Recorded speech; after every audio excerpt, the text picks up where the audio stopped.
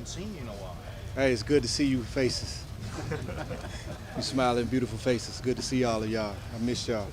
Demario, DA said you won't be playing in the preseason game, obviously, but do you feel like you're where you need to be? Certainly it's good to be back out there with the guys. When you spent 12 years in this game, you know it's a long season, and so you want to make sure that your body is fully prepared to take on that load and be your strongest at the finish of the season.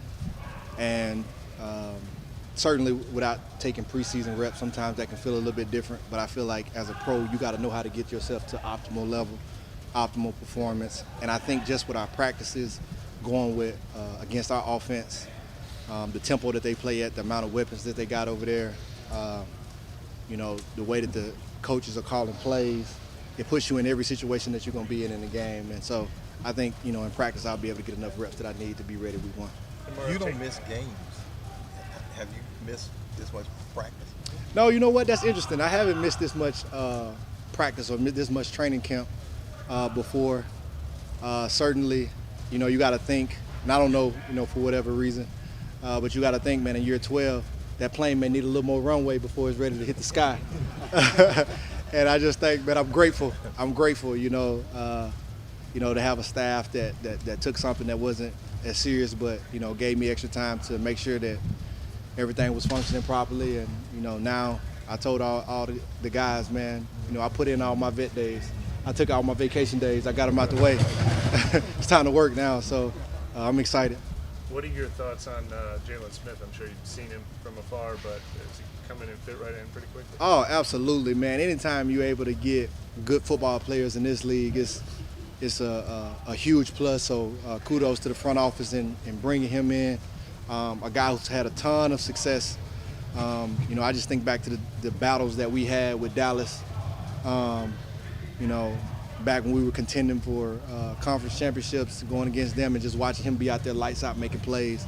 And if you watch him on tape, man, he still got that in him. You look what he did this last preseason game. He still got that explosive firepower in him. And sometimes it's just about ending up in the right situation. And so I definitely think it's going to be a good situation for him here. And it's definitely a good situation for us to be able to have him. So I'm excited about that. Can you take me into the conversation that you and Jameis were having with the officials after the red zone drill, and what was the resolution? What were you pushing for? What was your I plan? mean, I wasn't really. You don't have to negotiate, man. We down in the red zone, and we known for guarding every blade of grass, man. So, you know, sometimes, you know, guys want to say they in when they not in. And it was just like, hey, what the referee? He get paid to do this. And he said today that they weren't in. So, you know, officially not in. That's what the official said. Yeah. So I guess it's official. Do you see anything different about DA as he gets ready to start his second season as head coach compared to a year ago? I mean, DA, man, is like a fine wine. He just keeps getting better with time. As long as I'm around him, I learn more and more from him. One of the smartest coaches I've ever been around, and I just think he has a great ability to understand what's in front of us that's coming and kind of put us in position for that and make sure that we're prepped. And I just think like he takes that awareness that he has and that sharpness and that detailedness and he teaches it to us. And he's always harping on, sometimes it seems like the same things, but you'll see those same things happen in a practice situation or in a game situation. It's like, oh yeah, he told us about that. And so sometimes it's a lot to keep up with, you know, and that's a great thing because you want your leader to be out in front of you. You want your leader to be something that you can look to and learn from. And it's just like, man, when he's talking, I'm taking notes, you know, just because I don't want it to be something that he said that I missed. And I think that just raised our mental IQ for the game.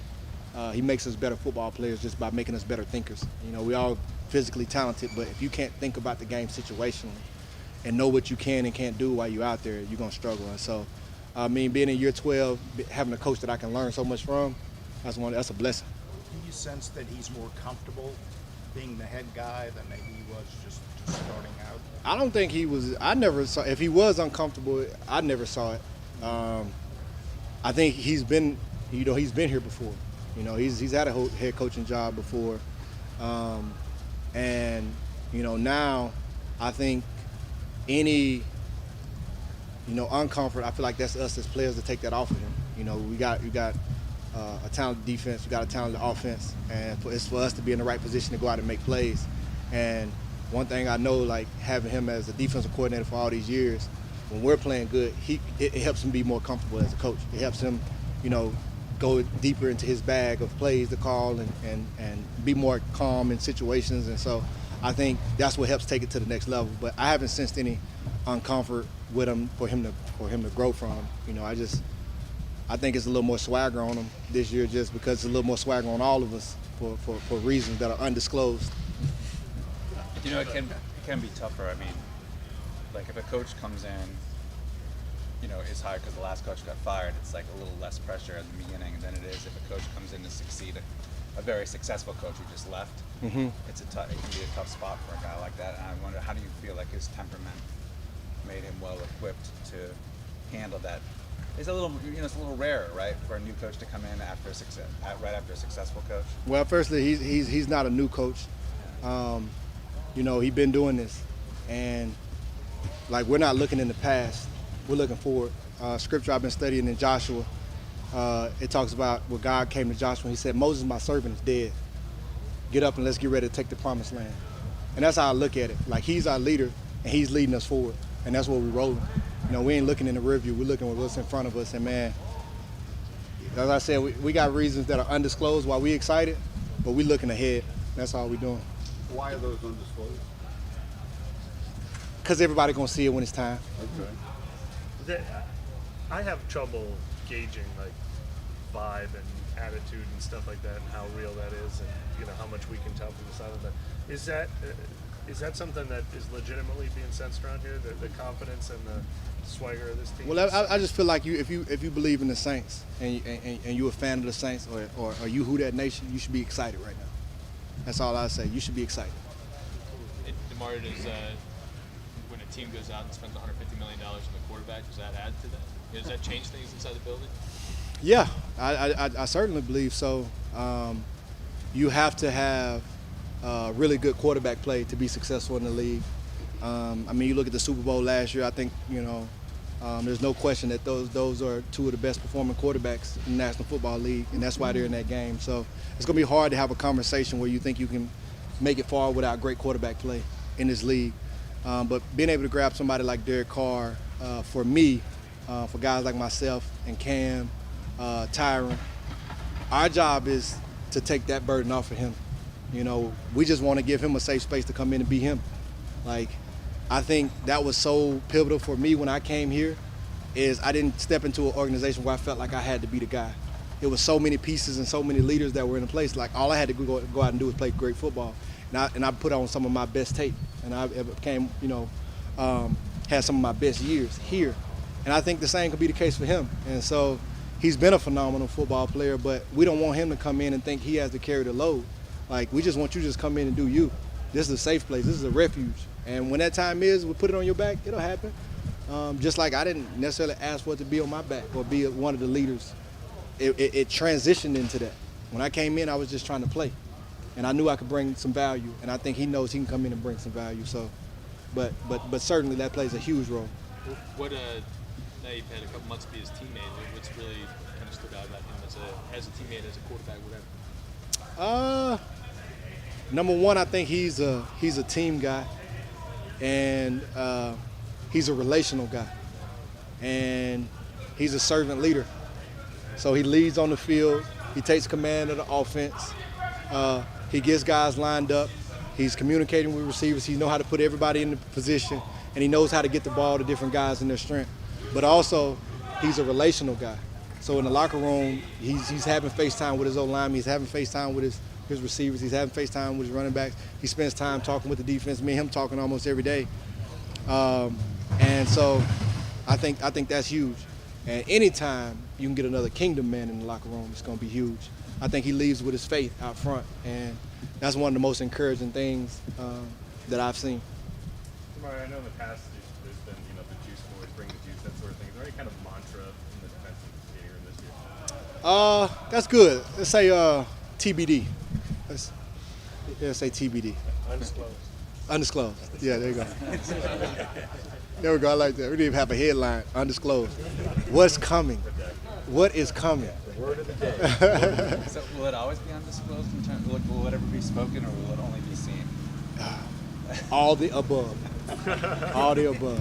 I want to ask about this. We've seen it for a couple years now, but like, how much do you enjoy when you guys are down like doing the red zone stuff, just like talking trash back and forth with AK when like the twos are on the field? Yeah, I mean, when you're seeing that happening, that's telling you the intensity of the competition. Like, guys aren't just talking just to be talking and just to be loud. Like, guys are really competing.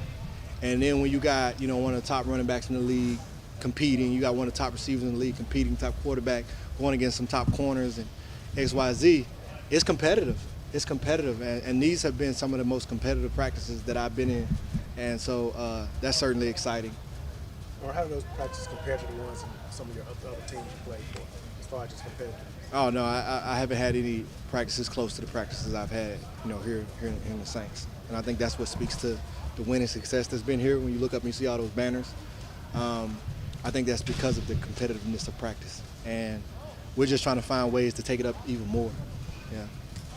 What stands out as far as, I think today was the first perfect 7-on-7 as far as completions go. From these quarterbacks, specifically Derek, and how he makes the other quarterbacks better. What makes it difficult through the linebacker lens? Man, they just have so many weapons. They have so much speed, and Derek is just very accurate. I mean, you look at all those plays, all those passes caught. Those were all contested catches.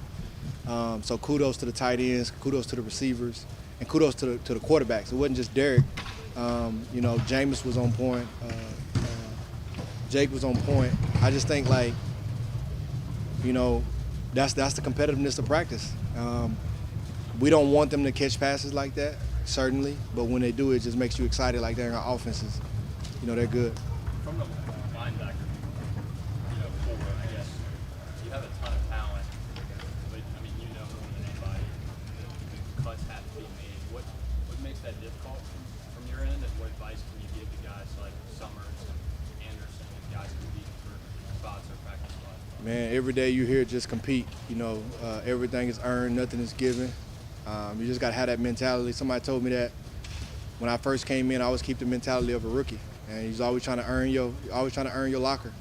And I think when you do that, you're controlling what you can control. The energy that you bring when you show up to work, the energy that you bring when you come to practice, the intensity, the amount of studying that you do, and you put into it. And once you know you gave your best, man, you let it go. You leave the rest. The rest of it is in God control. Because after that, you start pressing, you start worrying. So you don't want to move into that. Demario, what's the challenge that comes with guarding against such a diverse tight end? Man, they got so many weapons, and it's great that we getting those looks in practice. When you're going against a vertical threat tight end like Juwan with so much speed, when you're going against a bigger body like Jimmy Graham, when you're going, guys who know how to get open and use their savviness, guys like Foster. You just got so many weapons. You're getting a look at all kind of tight ends that you're going to see during the season.